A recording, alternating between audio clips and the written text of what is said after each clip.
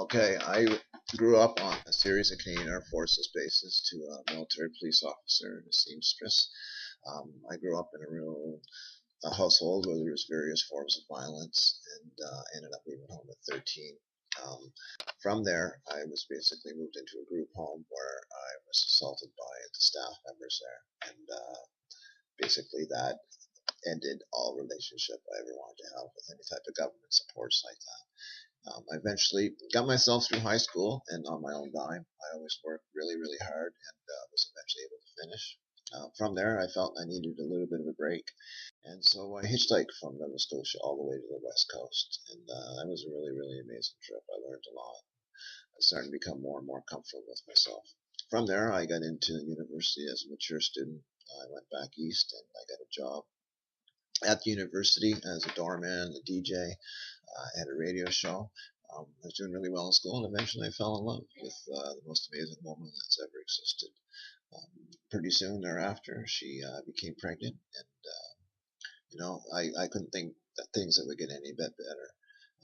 Unfortunately, tragically, 7 months into it, she accidentally drowned, and I lost both my prospective child and my partner. So um, at that time, I was just completely overwhelmed, and I didn't have the tools to deal with any of my emotional pain.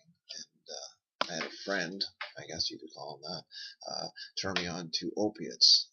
Pretty soon, I was injected Dilaudid every day. Eventually, my addiction got worse and worse and worse, way out of control. I moved around quite a bit trying to escape it. Eventually, I ended up in Ottawa, where I became homeless for a series of years.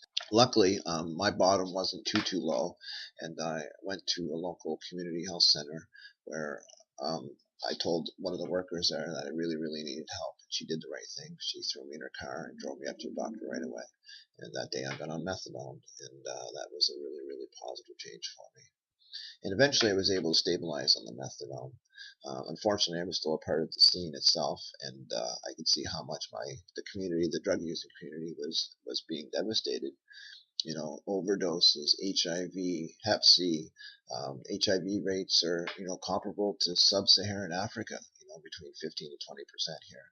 And the Hep C rates for people that inject drugs are over 85% in Ottawa, which is the highest in Canada. Most people don't think that.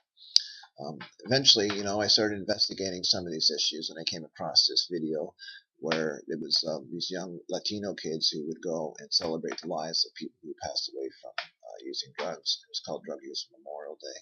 So I decided to have a similar event in Ottawa, and it went off really, really well. We had about 15 people that first year.